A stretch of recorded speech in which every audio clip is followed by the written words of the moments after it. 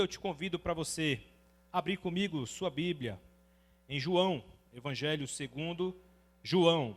Nós vamos ler o capítulo 1, os versículos do 14 ao 18. João, capítulo 1, versículos de 14 ao 18. Amém? Diz assim o texto: E o Verbo se fez carne e habitou entre nós, e vimos a sua glória. Muito obrigado, meu querido. E vimos a sua glória como a glória do unigênito do Pai, cheio de graça e de verdade.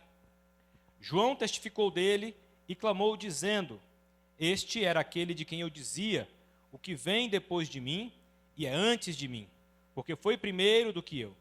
E todos nós recebemos da sua plenitude com graça sobre graça. Porque a lei foi dada por Moisés, a graça e a verdade vieram por Jesus Cristo. Deus nunca foi visto por alguém. O Filho unigênito que está no seio do Pai, este o fez conhecer. Amém? Feche teus olhos mais um pouquinho, em nome de Jesus mais uma vez. Senhor nosso Deus, nós te pedimos, em nome de Jesus, que o Senhor fale ao nosso coração, Senhor, na medida da nossa necessidade. Eu sei que quando nós entramos pelas portas da igreja, quando nós comparecemos ao culto, ao Pai Santo, para prestar ao Senhor a adoração, para estarmos na Tua presença, trazemos também expectativas. Papai, eu sei que, Papai, conforme o Teu poder, conforme as Tuas riquezas em glória, o Senhor vai suprir as expectativas, ó Pai Santo, de todos aqueles que aqui as trouxeram. Papai, em nome de Jesus e no nome de Jesus, amém. Glória a Deus. Fazendo um parênteses aqui, tem poucos homens aqui, mas quem está animado aí pelo churrasco? Estou animado. Amém? Tem umas mulheres também fazendo uns movimentos aí por fora. Não vou falar nada, não vou dedorar ninguém não. Mas tem. Eu sei o seguinte: quem vier aqui amanhã vai ser abençoado. Então, um estímulo aí para quem não fez ainda a inscrição. Ainda tem tempo, ainda está oportuno, então faça. Amém? Não perca essa oportunidade.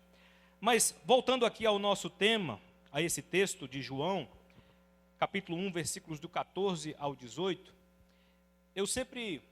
ao longo da minha vida, eu sempre refleti sobre o significado de certas expressões que a Bíblia repete, ou que ela enfatiza, né?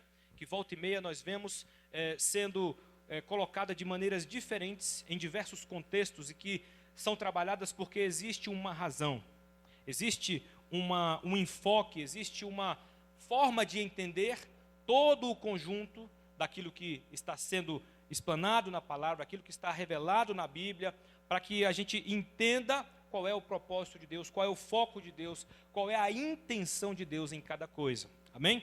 E justamente pensando sobre esse texto, né, me chama a atenção justamente o fato de que quando Jesus vem, isso significa uma intervenção divina em nosso favor. Quando nós lemos o primeiro versículo de João, nós lemos lá que no princípio era o Verbo estava com Deus e o Verbo era Deus. Amém? Ele estava no princípio com Deus, todas as coisas foram feitas por Ele, e sem Ele, nada do que foi feito se fez. Amém? Então Jesus estava na glória com o Pai. Ele vivia rodeado de anjos, ele vivia rodeado de glória, ele vivia lá no céu, ao lado do seu Pai.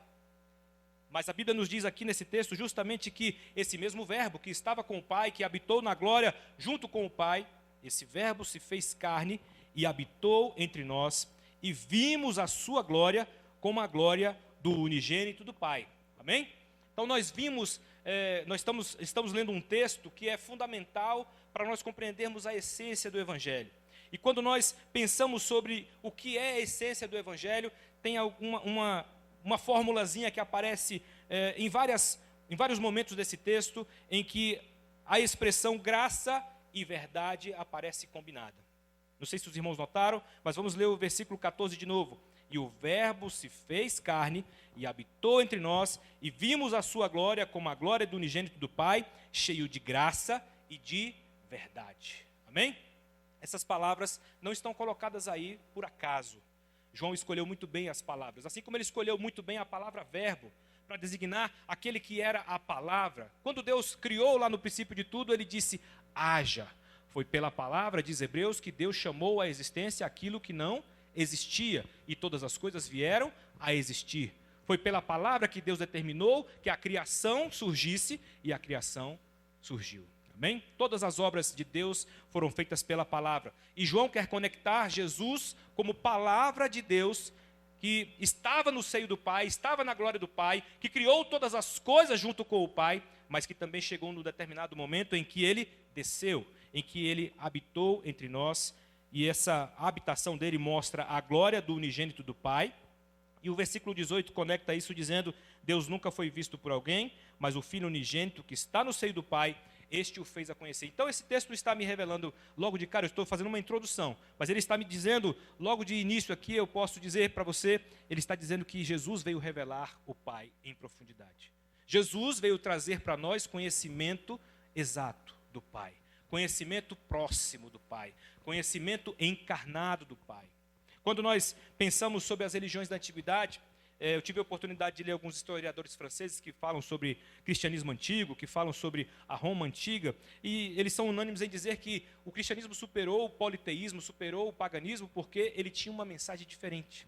Essa mensagem do cristianismo precisa ser compreendida por nós para entendermos qual é a diferença que existe nessa mensagem e que nos faz diferentes de outras pessoas que não conhecem essa mensagem, não conhecem o poder do Evangelho, não conhecem o poder daquilo que significa o Evangelho para nós, para a vida, para o rumo da humanidade. E um desses fala das religiões de antigamente como religiões de mitigação. As pessoas ofereciam, basicamente, oferendas, davam oferendas aos deuses para aplacar, para afastar a ira deles. Eles não tinham relação, não havia uma conexão de relacionamento, não havia uma proximidade. Os deuses do politeísmo antigo, eles não chamavam as pessoas para relacionamento, para terem comunhão. Não havia essa ideia. Isso é coisa de cristianismo, isso é coisa de evangelho. Amém? E essas religiões também, como constatou um outro, a religião cristã prosperou, segundo desses historiadores, no Império Romano, porque a sua mensagem enfatizava a misericórdia infinita de um Deus que se apaixonou pela sorte da humanidade. Esse aqui é um historiador secular que está dizendo isso sobre o cristianismo. Ele avalia historicamente o cristianismo e diz para a gente o seguinte: essa religião prosperou porque ela se baseia na misericórdia infinita de um Deus que se apaixona pela sorte da humanidade. Essa é a mensagem do cristianismo. E uma segunda coisa que ele aponta, porque a religião cristã prosperou no meio do Império Romano, é porque o seu culto não adora, com oferendas. No culto cristão, as pessoas não trazem meras oferendas para aplacar a ira de deuses. Na verdade, elas são chamadas para terem comunhão, para se aproximarem para um relacionamento com Deus. Então, a obediência à verdade era o foco da mensagem dos primeiros evangelistas, dos apóstolos. Quando nós pensamos sobre essas coisas e nós entendemos que isso tem alguma importância para nós, eu quero que os irmãos entendam junto comigo aqui a importância e qual é o cerne da questão sobre a essência do evangelho que eu quero que os irmãos entendam junto comigo. Fundamentos essenciais do evangelho. Quando eu olho para esse texto, eu vejo aqui que há uma manifestação tremenda do poder de Deus. Quando nós cantamos aqui, quem é como nosso Deus? Poderoso nas batalhas, poderoso para salvar. Cantamos outro cântico que diz que nada pode atrapalhar aquilo que Deus quer realizar em nosso favor. Todas as coisas cooperam para o bem daqueles que amam a Deus e são chamados pelo seu propósito. Então, quando nós pensamos sobre essa combinação de graça e verdade, essa ideia de Jesus descendo do céu como palavra de Deus que se encarna, que habita no meio de nós, o que isso realmente significa? O que isso nos fala sobre a essência, sobre o fundamento do evangelho? Eu quero que você reflita sobre essas coisas pensando no seguinte: tenha o seguinte enfoque: o que isso diz para mim, para que eu viva como Jesus viveu, para que eu verdadeiramente entenda qual é a mensagem do evangelho que Jesus está propondo que eu viva, amém? No meu dia a dia. Então, quando eu penso sobre esses fundamentos do evangelho, eu vejo que aqui nós temos 3 fundamentos muito importantes que esse texto nos revela. Eu quero ser bem objetivo, tá? Todas essas coisas que eu falei até aqui, eu espero que vocês tenham entendido. Se não tiverem entendido, dão um sinal aí que eu complemento alguma coisa. Mas não, estava todo mundo entendendo, Todo mundo está com carinha de que está entendendo direitinho. Então, o evangelho ele tem uma mensagem essencial.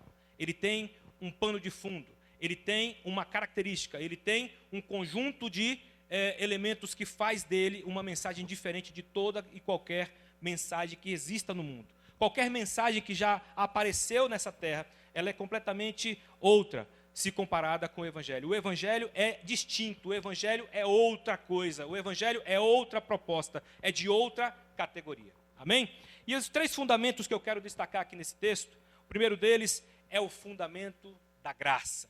Quando nós pensamos sobre o Evangelho, o que vem primeiramente à sua mente? O que vem de imediato à sua mente? Eu não sei o que vem de imediato na sua, mas na minha, quase que instantaneamente, eu penso no amor de Jesus. Eu penso na graça de Deus. Eu penso em como essa mensagem mostra que Deus se aproximou de nós com um amor incondicional. Como Deus se aproximou de nós com um favor imerecido, com um favor que ninguém tinha mérito algum para oferecer nada em troca. Deus se aproxima de nós com iniciativa. Ele vem primeiro ao nosso encontro. Não somos nós que vamos atrás dele. Não somos nós que reconhecemos de imediato ou por nós mesmos a nossa necessidade dele. É ele que nos inculca pelo seu Espírito a necessidade dele. É ele que nos convence do pecado. É ele que nos convence do juízo. É ele que nos convence da justiça. Que nós seremos passíveis se nós não respondermos a essa mensagem.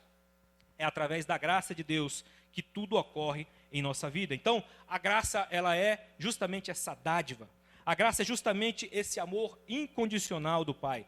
Esse amor perfeito do Pai, que sem que nós tivéssemos nada para dar em troca, Ele se aproxima de nós. Ele vem ao nosso encontro para nos resgatar. Ele vem ao nosso encontro para nos visitar. É isso que o texto está dizendo. Jesus veio descer à terra. Ele habitou no meio de nós. Quando nós lemos essas palavras, nós podemos ficar nos perguntando o que isso significa. E significa exatamente que Jesus quer habitar entre nós para que nós conheçamos a graça de Deus. Ele veio habitar entre nós para que nós tivéssemos a verdadeira dimensão desse amor do Pai. Quando a Bíblia diz lá em João 3,16, porque Deus amou o mundo de tal maneira que deu o seu Filho unigênito para que todo aquele que nele crê não pereça, mas tenha a vida eterna. Isso quer dizer exatamente que Deus, com sua graça, com o seu amor incondicional, Ele se aproximou de mim e de você para nos dar esperança. Ele se aproximou de mim e de você para dizer, é possível, você tem solução, a sua vida não vai para o ralo. Só se você quiser. Mas se você ouvir o meu evangelho, se você seguir basicamente o que eu estou propondo para você, a sua vida terá um outro rumo. Sua vida terá um outro significado. Porque tudo aquilo que eu quero fazer se baseia na minha graça. Se baseia no meu amor incondicional, no meu amor perfeito por você. É isso que Deus está dizendo para nós hoje, repetindo. Esse sermão talvez seja um sermão de reflexão, mas é um sermão para que a gente reflita sobre o que Deus nos prometeu, sobre o que Deus está cumprindo em nós e sobre o que Deus quer que a gente entenda e discirna com clareza. Você foi amado. Você foi amado. Foi pela graça que Ele se aproximou de mim e de você. Amém? E esse fundamento da graça aponta para várias coisas. Eu vou aqui só exemplificar. Eu não vou falar de tudo que a graça pode, digamos assim, costurar ou que ela pode apontar, mas eu quero destacar 3 coisas importantes, ou 3 ou 4 aqui importantes, acho que são 4. Fundamento da graça também fala da afirmação do propósito. A gente cantou aqui sobre propósito. A irmã Kelly falou sobre propósito. E sabe, Deus faz tudo com propósito. Graça nos faz, ou nos remete, nos indica, nos faz pensar sobre o propósito de Deus. Em tudo que Deus faz, por mim e por você, tem propósito. Amém? Mas se eu conheço isso, se eu entendo isso, que tudo que Deus faz, tudo que Deus realiza tem propósito, então eu tenho que entender também que no rumo dessa graça, no rumo dessa intervenção de Deus, no rumo dessa aproximação de Deus em meu favor, também haverá propósito para a minha vida. Alguns tempos atrás, alguns meses atrás, o Ramon pregou aqui um sermão em que o desafio era que nós descobríssemos o nosso propósito. Eu não sei se você já descobriu o seu. Deus tem coisas também a respeito do meu para desenrolar para mim, mas parte do propósito que Deus tem para mim, eu sei. E sabe, Deus talvez esteja querendo que você lembre que os planos dele para a sua vida são planos de bem, não de mal. Talvez ele queira que você se lembre das coisas que podem trazer esperança ao seu coração, porque o amor dele é um amor poderoso. É um amor que nos constrange. É um amor que nos embala. É um amor que nos mobiliza. Lembram de Filipenses? Operai a vossa salvação com temor e tremor, porque eu sou o que opera em vós, tanto o querer quanto o realizar. Deus é o que opera em nós, tanto o querer quanto o realizar. E justamente isso afirma o propósito que com a graça o Evangelho inaugura. Aquilo que o Evangelho representa é graça propositada, graça que nos traz propósito, graça que nos dá um sentido para a vida. Amém? A sua vida precisa ser uma vida com sentido.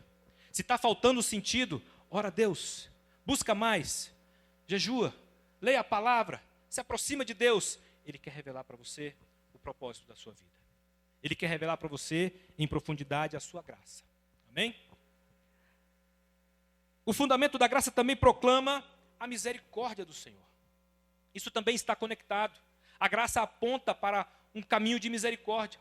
O Senhor se aproxima de nós porque Ele teve compaixão de mim e de você. Ele se aproxima de nós porque em todo o tempo em que nós vivemos na sua presença, Ele precisa manter essa misericórdia. Em alguns momentos Ele mantém essa misericórdia na forma de longanimidade. Longanimidade seria justamente aquela paciência prolongada. Aquela compaixão que se estica. Aquela compaixão que parece um elástico, né? Mas é um elástico eterno. Um elástico que é esticado por Deus, não é por nós. Amém? Quem aqui na infância conheceu aquelas borrachinhas de soro, né? Hoje em dia está pouco usado, né? Existe um outro tipo de borrachinha que se usa hoje, né? Aquilo machucava e tal, eles acabaram trocando. Mas aquelas, fazia estilingue com aquelas borrachas de soro, lembra? A bicha esticava, a gente esticava o braço todinho e a bicha não parava de esticar, né? Isso é só para você ter uma noção que o amor de Deus é muito, muito, muito mais elástico. É incomensuravelmente mais elástico do que qualquer imagem que eu possa usar para remeter a Ele. A misericórdia do Senhor, ela nos envolve e nos mobiliza. Ela remove o pecado, ela remove a angústia, ela remove a tristeza, ela remove a murmuração, e ela diz: para e pensa, eu te amo, eu tenho um propósito para a sua vida, e a minha misericórdia não saiu de você, não saiu da sua vida. Tem a palavra que diz: as misericórdias do Senhor são a causa de não sermos consumidos, e elas se renovam sobre nós a cada manhã. Olha que coisa linda, isso não é maravilhoso? Mas esse fundamento da graça, que é parte da essência do Evangelho, ele nos comunica isso, nos proclama que a misericórdia de Deus está estendida, está prolongada, ela nos alcança onde quer que Ele nos leve. Amém? Onde quer que a gente vá, se nós olharmos para Ele com honestidade, com sinceridade, a misericórdia de Deus nos alcança. Tem um salmo que diz, eu não lembro agora o endereço, né? Como a Kelly aqui ressaltou, o que o pastor fala. Procura lá na Bíblia depois, né? Mas tem um salmo que diz assim: aquele que confia no Senhor, a misericórdia o cerca. Olha que coisa linda. Aquele que confia no Senhor, a misericórdia o cerca. Amém?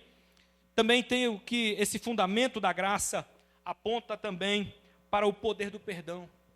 Quando nós olhamos para o que significa a graça, quando nós pensamos no Evangelho, e qual é a conexão de tudo isso junto, a gente sempre lembra do perdão. Se Deus, Ele tem propósito para a nossa vida, se Deus se aproxima de nós com misericórdia, Ele também se aproxima para conceder perdão. Misericórdia e perdão tem toda uma relação, tem tudo a ver uma coisa com a outra, como misto quente, né? Queijo e presunto, né? Esquentado lá naquela forminha. É isso aí. Misericórdia e perdão são uma combinação perfeita, que nem feijão com arroz. Quando a misericórdia de Deus está sobre nós, o perdão dele também vem. O perdão dele também nos alcança. Eu não sei se você cometeu pecados por esses dias, se você tem vivido uma luta com alguma área da sua vida que você ainda não domina, que você ainda não foi liberto, que você ainda não teve sucesso, vitória completa, eu quero dizer para você, a misericórdia do Senhor não se apartou da sua vida. E eu quero dizer, o Senhor tem perdão para você. É necessário que haja honestidade, é necessário que haja um quebrantamento do coração, é necessário que você se aproxime de Deus pleno de arrependimento. Mas a misericórdia traz o perdão.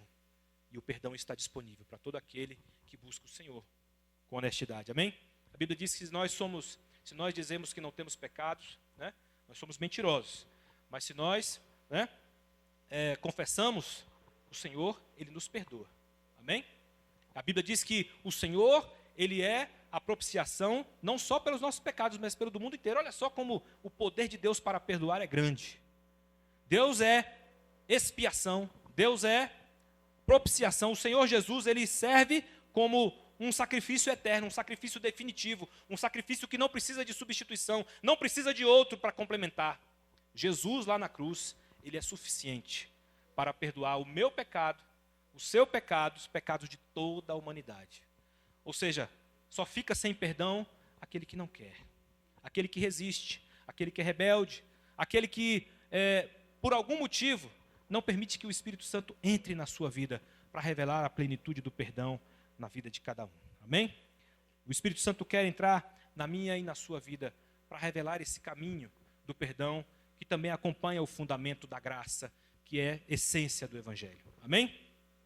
O Senhor também nos faz ver, nos faz enxergar e discernir aqui que há uma consolidação do amor e da salvação. Há uma consolidação daquilo que o Senhor veio fazer, buscar e salvar o que estava perdido. Lucas 19:10 nos fala isso. Porque Ele, Jesus, veio buscar e salvar o que estava perdido. Se Ele se aproxima de nós com um propósito, se Ele se aproxima de nós com misericórdia, se Ele se aproxima de nós com perdão, Ele deseja que nós sejamos resolvidos. E a resolução que Ele tem para nós é justamente chamada na Bíblia de salvação, redenção. Amém? E isso vem por amor incondicional. Como eu citei aqui, João 3,16, porque todo aquele que nele crê, não pereça. Né? Para que todo aquele que nele crê, melhor dizendo, não pereça, mas tenha a vida eterna. Se você crê em Jesus, essa bênção, esse caminho de misericórdia e de amor é para você. Amém? Quando nós nos aproximamos dele, a Bíblia nos diz que ele nos amou primeiro. Quando nós ainda éramos inimigos dele, ele nos amou. Antes que nós nos aproximássemos ou tivéssemos qualquer ideia dele, antes que nós sentíssemos qualquer necessidade dele, ele já tinha nos amado. Quando nós éramos inimigos, adversários, rebeldes para com ele, ele já tinha nos amado. E ele continua nos chamando com amor. Graça, o fundamento da graça, que é a essência do Evangelho, também nos aponta a consolidação do amor incondicional de Deus por nós. Amém? Mas tem outro fundamento. Eu falei de 3, né? O segundo fundamento que eu quero ressaltar aqui, que é essência do Evangelho também, é um fundamento que aparece associado com a graça. É o fundamento da verdade. Quando nós lemos esse texto, nós vemos aqui ressaltado, tanto no versículo 14, quanto no versículo 17, essa questão da graça associada com a verdade. Olha só o que diz o versículo 14 no finalzinho. O Verbo se fez carne e habitou entre nós, e vimos a sua glória como a glória do unigênito do Pai, cheio de graça e de verdade. Amém? E o versículo 17 diz, porque a lei foi dada por Moisés, mas a graça e a verdade vieram por Jesus Cristo. Amém? Então, veja, Jesus, ele veio habitar na terra, ele desceu para estar no meio de nós, para estar conosco. Amém? E nós vimos a sua glória como glória do unigênito do Pai. Nós vimos nele a glória do Pai, mas essa glória do Pai que se manifestou nele era cheia de graça e de verdade. Amém? Também nos é dito também no versículo 17, a lei foi dada por Moisés, mas a graça e a verdade vieram por intermédio de Jesus. Amém? E o que isso significa? Esse é o fundamento da verdade. A palavra grega para verdade no original é aletheia. Eu estou comentando ela porque ela tem um peso. Eu não gosto de ficar falando de grego, de hebraico, esse tipo de uso da língua, à toa. Mas quando tem uma pertinência, eu falo. Amém? aletheia, na verdade, né, a pronúncia correta, verdade em grego, tem a ver com a ideia de realidade, aquilo que corresponde à realidade. Tem a ver com a ideia de autenticidade, tem a ver com a ideia de genuinidade, ou que se manifesta exatamente como é. Existe também nessa conotação de velada por alguma coisa. Então, a verdade também tem a ver com essa ideia de manifestar algo, de revelar algo, de tornar luminoso, tornar aquilo verdade. Tem a ver com realidade, tem a ver com aquilo que corresponde, aquilo que é real, que corresponde à realidade. Mas tem a ver também com a autenticidade, com genuinidade, que se manifesta. A verdade aqui é uma manifestação, é uma revelação, é trazer à luz alguma coisa que não ficou escondida. A ideia de aletheia, para que nós reconheçamos a verdade. Amém? E esse fundamento da verdade também aponta várias outras coisas. Assim como a graça apontou outras coisas, o fundamento da verdade aqui para nós aponta várias outras coisas importantes. Primeira coisa, ela aponta o poder do conhecimento.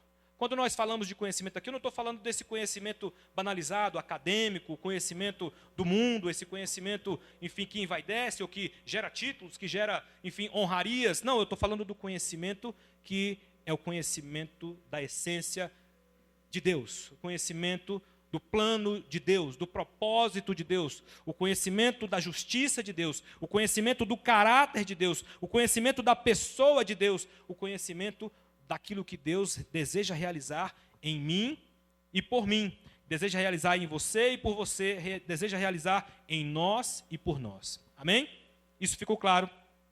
É importante que a gente entenda que o poder do conhecimento aqui tem a ver com justamente o fato de que Cristo nos fornece conhecimento dessa verdade. É Cristo que traz para nós conhecimento de Deus. Amém? E uma coisa que é importante notar aqui é que Deus é um Deus de revelação.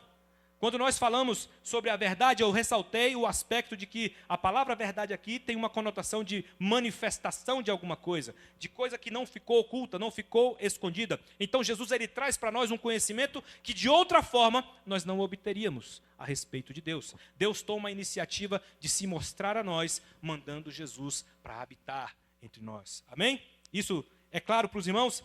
Essa verdade também é uma verdade poderosa, porque ela é uma verdade que liberta, é uma verdade que regenera, é uma verdade que santifica, é uma verdade que dá entendimento para a vida. Quando nós lemos alguns outros textos do próprio Evangelho de João, como João 8,32, e conhecereis a verdade, e a verdade vos libertará. Você quer ser livre? Você quer libertação? Você quer conhecer mais o Senhor? Você quer andar com Deus? Você quer santidade para a sua vida? Então leia a palavra. Porque o conhecimento da palavra revela a verdade de Deus que Jesus veio trazer pelo Evangelho.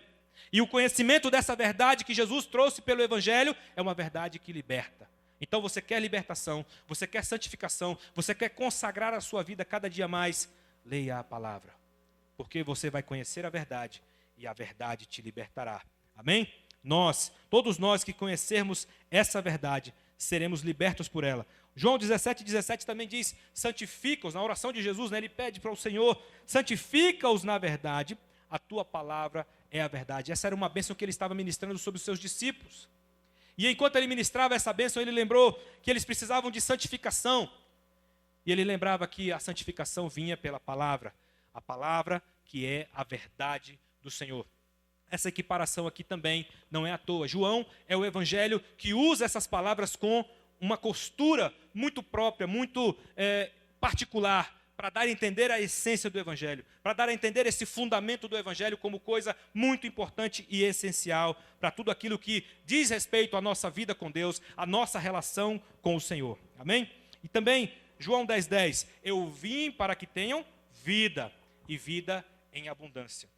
Esse conhecimento é um conhecimento que dá entendimento para que a gente viva melhor, viva a abundância de Deus, que é uma abundância especialmente espiritual, mas que também traz consigo, né, uma série de acessórios da vida material, na vida social, na vida emocional, que também nos complementa, que também nos resolve, que também nos coloca no caminho certo, que também salva e redime a nossa vida com tudo que ela é, com tudo que ela significa. Amém?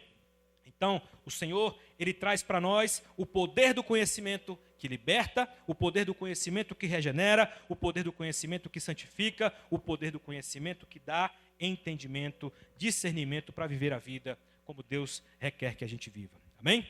Também esse fundamento da verdade aponta para o caminho da justiça. Quando nós pensamos em verdade, nós também associamos essa verdade com o caminho da justiça. Lá em Mateus 5,17, o Senhor Jesus ele fala uma expressão muito interessante. Quando ele é perguntado sobre algumas coisas, ele diz: não penseis que eu vim revogar a lei ou os profetas. Eu não vim revogar, eu vim cumprir. E esse cumprir aí, ele vem de uma palavra que também significa, vem do verbo grego plerosai, né, que significa plenitude, aquilo que vai encher até a boca, né, transbordante, alguma coisa que está plenamente cheia. Então, quando Jesus está dizendo, eu vim cumprir, ele quer dizer o seguinte: eu vim cumprir totalmente. Aquilo que nenhum outro mortal consegue fazer, eu vim fazer. Mas eu não vim fazer apenas para mostrar que eu sou tal. Eu vim fazer isso para que eu possa depois reivindicar que os meus irmãos, que aqueles que se tornarem filhos de Deus por crerem em mim, também eu possa justificá-los com o mérito que eu adquiri por cumprir toda a lei do Senhor. Entendem que esse caminho da justiça, Jesus abraçou ele para si, mas ele também revela como um caminho nosso. Se Jesus abraçou esse caminho da justiça para cumprir toda a lei em nosso lugar, para fazer aquilo que nós não éramos capazes de fazer, e depois poder se tornar o autor de uma justificação de todos e cada um de nós. Todos aqueles que creem em Jesus são na base daquilo que confiam em Cristo, na base da sua confiança em Jesus, eles são justificados para uma novidade de vida. Ser justificado é simplesmente ser perdoado. Aqui eu conecto também a questão da justiça com a ideia do perdão que nós falamos no ponto anterior. Ser justificado é receber um perdão que não se merece. É ser culpado e mesmo assim ser absolvido. É ser culpado e mesmo assim não cumprir a pena. É ser alguém que um dia poderia ter a obrigação de pagar uma pena severa por conta dos seus erros, mas que não tem que pagar, porque Jesus nos justifica. Porque Ele trouxe através da verdade do Evangelho, que é a essência, fundamento do Evangelho. A verdade também nos mostra um caminho de justiça que Cristo cumpriu por nós e que nós também devemos andar por Ele. Amém? Quando nós olhamos para Efésios 2, 8, a Bíblia nos diz: pela graça sois salvos, mediante a fé, e isso não vem de vós, é dom de Deus. E o 9 vai dizer: e não vem das obras, para que ninguém se glorie. Quem é que está tendo glória aqui? De quem é que é a glória que está sendo revelada nesse texto? É a glória do Filho, que mostra a glória do Pai. A Bíblia diz aqui, versículo 14, o verbo se fez carne e habitou entre nós, e vimos a sua glória, como a glória do unigênito do Pai. Essa glória de cumprir tudo por nós é dele, mas a nossa glória é confiar nele para que sejamos justificados. Amém? A nossa glória é fazer menção do Senhor. A nossa glória é confiar no Senhor. A nossa glória é andar com o Senhor. A nossa glória é andar na justiça que Ele nos promoveu, que Ele nos propôs, porque Ele cumpriu ela à perfeição. Jesus cumpriu essa justiça em nosso lugar perfeitamente. Mas Ele nos chama: olha, mesmo que você não consiga ser perfeito, se esforce para que você cumpra o caminho da justiça, para que você ande no caminho da justiça. Porque a palavra verdade, que dá aqui a associação, esse feijão com arroz de graça e verdade, que nós estamos mencionando aqui, como essência do Evangelho, também nos fala que devemos cumprir a justiça. Que nós devemos ser pessoas que discernem que o caminho do Evangelho é um caminho igual ao de Cristo, para cumprir a justiça. Amém? E também nos aponta esse fundamento da verdade para o poder da fé. Se nós entendermos o que é fé, a verdadeira essência da fé é confiar no Senhor, é a confiança. Amém? Quando eu confio em Cristo, quando eu coloco todas as minhas fichas em Cristo, quando eu me abandono a Deus em Cristo, por causa de Cristo, através de Cristo, o Espírito Santo entra na nossa vida, nos regenera, muda tudo e nos faz nova criatura. Amém? Mas tudo isso é pela fé. Como é que eu tomo posse da graça, que nós falamos do primeiro ponto? E como é que a verdade se cumpre em nós, que eu estou falando agora nesse segundo ponto? Pela fé.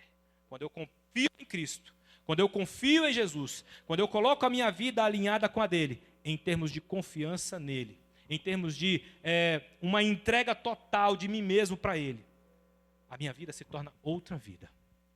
Amém? Porque a Bíblia diz que todos quantos receberam Jesus na sua vida, ou seja, em outros termos, todos aqueles que creram nele na forma do que João 3,16 nos diz, todos aqueles que manifestam essa confiança em Cristo Jesus, são pessoas que são agora amparadas por Deus. São pessoas que têm uma vida completamente diferente, porque a vida dessas pessoas não se baseia mais nas suas forças, não se baseia mais nas suas habilidades, não se baseia mais nos seus méritos, não se baseia mais no que elas podem entregar, no que elas podem pagar por aquilo que Cristo fez. Não, se baseia naquilo que Jesus fez, pura e simplesmente, e se baseia numa confiança total de que Ele é todo-poderoso, que Ele é suficiente para nos levar até o final. Aquele que é o autor da nossa fé, Ele também vai consumar a nossa fé. Olhando firmemente para Jesus, autor e consumador da fé. Amém? Bendito seja o nome do Senhor. Quando eu olho para Hebreus 11, 1, por exemplo, e o versículo 6, nós lemos que, ora, a fé é o firme fundamento das coisas que se esperam e a prova das coisas que não se veem. Sem fé é impossível agradar a Deus, porque é necessário que aquele que se aproxima de Deus creia que Ele existe e que é galardoador dos que o buscam. Isso é Hebreus 11, 1 e 11, 6. Amém? Então, quando eu me aproximo de Deus, eu preciso ter convicções. Eu preciso ter certeza de coisas que eu espero. A minha esperança tem que ser uma esperança com certeza. Uma esperança confiante. A minha vida tem que se basear nessa confiança. Amém? E quando eu me aproximo de Deus, eu preciso entender que Ele é um Deus que presenteia, Ele é um Deus que galardoa, Ele é um Deus que abençoa, Ele é um Deus que mobiliza, Ele é um Deus que soluciona a vida de todo aquele que se aproxima dEle. Amém? Então, percebam que, apesar do tom reflexivo dessa mensagem, ela também nos fala de vida. Ela também nos fala da essência do Evangelho como uma forma de vida completamente nova e diferente. A vida da fé é uma vida nova. É uma vida de verdade porque a verdade é confiável e a verdade gera confiança. Quem anda pela verdade, anda em fé, anda em confiança. Amém? Anda confiante em Cristo Jesus. Amém? E por fim, eu falei de um terceiro fundamento, o último, que eu quero falar nessa noite. Eu quero acelerar um pouquinho, porque eu sei que a hora está passando. Não quero me demorar mais. Mas o terceiro fundamento que eu quero falar aqui é o fundamento da aliança eterna. O fundamento da revelação dessa aliança eterna que Deus tem proposto para nós. Eu falei fundamento da graça, falei fundamento da verdade, e agora estou falando do fundamento da revelação da aliança eterna. Os fundamentos da graça e da verdade marcam essa essência, né, de tudo o que Deus faz e promove por nós em Cristo e no Evangelho do Reino. Mas o texto também nos diz algumas coisas muito importantes. A Bíblia nos diz, lá no versículo 14, e o Verbo se fez carne e habitou entre nós. Amém? Esse habitou entre nós aqui é uma tradução do grego eskenosen, que significa armou a sua tenda. Ele armou o tabernáculo.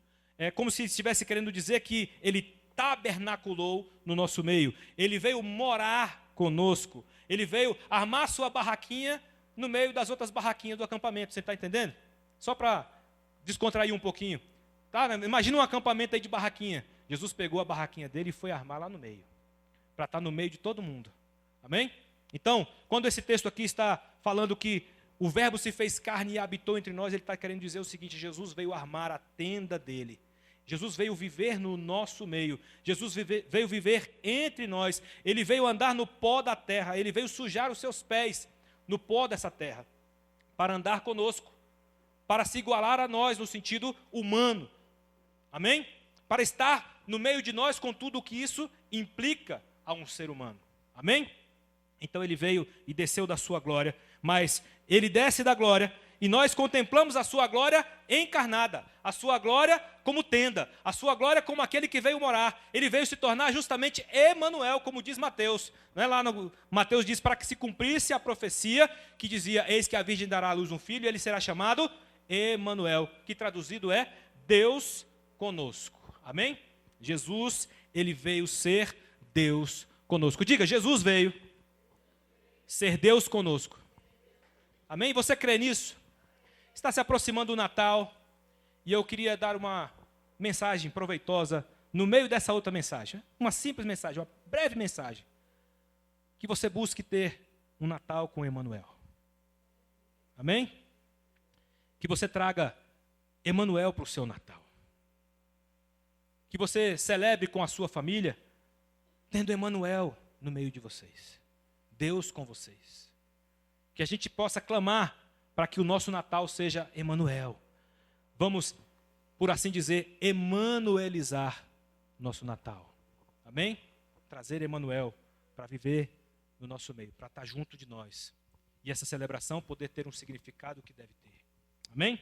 Voltando aqui à nossa outra mensagem. Esse fundamento da revelação da aliança, ele também nos fala da iniciativa de Deus de se fazer conhecido, de tirar o véu de si mesmo, tirar, né, sair do esconderijo no qual ele poderia permanecer para nos revelar a sua vontade. Deuteronômio 29 nos diz: as coisas encobertas pertencem ao Senhor nosso Deus, mas as reveladas pertencem a nós e aos nossos filhos, para que a gente aprenda a viver conforme os preceitos da lei do Senhor, para que sejamos por ela abençoados. Amém? Essa revelação de Jesus Cristo a nós, ela traz justamente o conhecimento que Deus deseja que nós tenhamos. E esse conhecimento, essa revelação, também se comunica com a palavra verdade, como eu já disse antes, que tem a ver com a ideia daquilo que não é oculto, que é trazido para luz, que é manifesto. Amém? E o que é que quer ser manifesto para nós? A nova e eterna aliança de Deus para conosco. Amém? Quando nós lemos o versículo 17, a Bíblia nos diz o seguinte, ele faz uma comparação. Porque a lei foi dada por Moisés, mas a graça e a verdade vieram por Jesus Cristo. Amém? É como se João estivesse querendo dizer o seguinte, ó, a parte que Moisés cumpriu, a parte que através de Moisés Deus nos legou, aquela parte que é chamada de lei, é chamada de Torá, disciplina, né? O caminho da lei, aquele caminho lá foi importante durante um período. Mas sabe, aquele caminho lá ainda não era totalmente graça, totalmente verdade. Aquele caminho lá ainda não era plenamente o que Deus queria revelar. Aquele caminho lá ainda faltava alguma coisa para aquele caminho, para que ele pudesse ser eficaz, como esse novo caminho passa a ser. Amém? É como se ele estivesse querendo dizer, Jesus é o novo Moisés. É como se ele quisesse dizer, Jesus inaugura uma coisa nova. E o que é que Jesus inaugura de maneira nova? A graça e a verdade. O que Jesus inaugura de maneira nova é justamente essas essências, esses fundamentos. O que Jesus traz para nós é um novo caminho. Um caminho que é marcado, sim, por regras. Tem as suas regras. Tem os seus aspectos de mandamento, tem os seus aspectos de testemunho, tem os seus aspectos em que nós precisamos nos esforçar. Sim, tem esses aspectos. Mas, essencialmente, o que Jesus veio trazer, a essência desse novo pacto, dessa nova aliança, é graça e verdade. E essa aliança, ela é uma aliança que nos traz uma grande esperança. É uma aliança que nos traz uma grande confirmação. É uma aliança que traz uma grande resolução. É uma aliança que traz uma grande alegria. Um grande júbilo para o nosso coração. Porque essa aliança é uma aliança definitiva. Essa aliança é uma aliança eterna. Ela não precisa de reforma. Ela não precisa de emenda. Né? A gente vê o Congresso aí o tempo todo fazendo emenda, né? O tempo todo fazendo emenda à Constituição, a Constituição não é cumprida, enfim, vamos parar. Vou falar de outra coisa. Mas a nossa Constituição, o Evangelho, não precisa de emenda. Não precisa ser mudada. Ela é definitiva, ela é eterna. Porque esse foi o propósito do Senhor, revelar uma aliança eterna. Uma aliança que nos resolve plenamente, perfeitamente, para todos sempre. Amém? E esse fundamento da revelação da aliança eterna aponta também para o desenrolar da providência de Deus. Eu quero rumar aqui para o final dessa nossa reflexão, acentuando esse aspecto. Se você não sabe o que é providência de Deus, a providência de Deus é justamente o controle que Deus exerce sobre todas as coisas. O controle que Deus exerce sobre a minha vida, a sua vida, sobre a história, sobre os rumos do mundo, sobre as forças da natureza. Deus rege tudo. Amém? Isso é providência. E essa revelação da aliança eterna, ela nos aponta justamente para essa providência, para esse controle, para essa regência, para essa direção que Deus dá para a história, especialmente para a nossa história, em particular, a história de cada um de nós. O Senhor, Ele promove a nossa vitória, a nossa bênção, de todas as formas. E eu quero te lembrar um texto que coloca isso em perspectiva exata. Nós sabemos que Romanos 8, 28 diz assim: sabemos que Deus age em todas as coisas para o bem daqueles que amam a Deus, daqueles que são chamados conforme o seu propósito. Isso é providência. Essa é a providência que Deus tem sobre a sua vida. Providência divina é você saber que as adversidades cooperam, as adversidades concorrem, as adversidades conjuntamente fazem todo o meu bem acontecer. Às vezes a gente reclama das lutas, reclama das dificuldades, né? Reclama de experiências que a gente vive e não sabe por quê. No nosso dia a dia, no nosso trabalho, na nossa vida em família, na igreja, seja lá onde for. A gente às vezes fica apreensivo, nosso coração aperta, porque a gente tem os nossos temores. A gente guarda, né, os nossos temores no íntimo. E a gente tem as nossas limitações. A gente sabe onde o calo aperta, onde o calo dói. A gente sabe qual é a nossa dificuldade, qual é a nossa luta diária. Quantos leões por dia a gente tem que matar? Só nós sabemos. Mas eu quero dizer para você, todos os leões que você mata, cada luta que você vive, cada adversidade pela qual você passa, cada livramento que você recebe, cada coisa que você assimila e que você age direito conforme a justiça, todas as vezes em que você é mal compreendida, toda vez que você não é entendido direito, toda vez que você sofre uma mágoa de alguém, sofre por uma palavra que alguém te disse, toda vez que alguém te coloca para baixo, eu quero dizer para você, não ligue para essas coisas. Olhe para aquele que é o autor e consumador da sua fé, porque todas as coisas cooperam para o bem daqueles que amam a Deus. Todas as coisas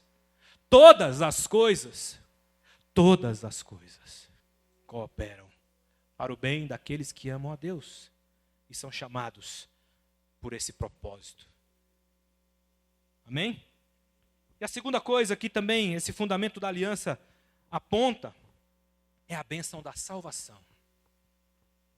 Certa vez Jesus falando com os seus discípulos, eles perguntaram, estava em pauta lá alguma coisa sobre João Batista, ele mandou os discípulos dele perguntar uma coisa para Jesus, e Jesus falando com os seus discípulos e respondendo aos discípulos de João, João manda perguntar para ele, Senhor, só para ter certeza, né? O Senhor é aquele que realmente havia de vir ou a gente deve esperar um outro? Né? E aí Jesus aponta assim para o lado. O que vocês estão vendo? Vocês que são discípulos dele, vocês estão vendo o que aqui? Os cegos vêm, os coxos andam, né? Os cegos veem, os surdos ouvem, né? Aqueles que têm dificuldades, suas dificuldades são superadas. Aos pobres está sendo anunciado o Evangelho, né? E Deus tem feito milagres na vida de todas essas pessoas. Esses sinais são suficientes para você ter uma resposta à altura do que o João perguntou? Os cegos veem, os coxos andam, os surdos ouvem, e aos pobres está sendo anunciado o Evangelho. Aqueles que são os mais humildes, aqueles que estão sem esperança, aqueles que são os mais vulneráveis, aqueles que são as pessoas que realmente sofrem nessa terra, estão ouvindo do poder desse Evangelho. Esse Evangelho que é guiado pela providência. Esse Evangelho que abençoa para a salvação. Então, responda para João, com base no que vocês viram. E aí Jesus, ele sai dessa ótica. Todo esse texto é muito lindo, e ele é totalmente proveitoso para o que a gente está refletindo. E aí Jesus logo em seguida diz o seguinte, olha, eu quero dizer uma coisa para vocês acerca desse João, que mandou essa pergunta. Entre os nascidos de mulher, não há nenhum maior do que ele. Ou seja, Jesus está dizendo assim, ó, tirando eu, né? Era como se ele estivesse dizendo, deixa eu beber um pouquinho d'água.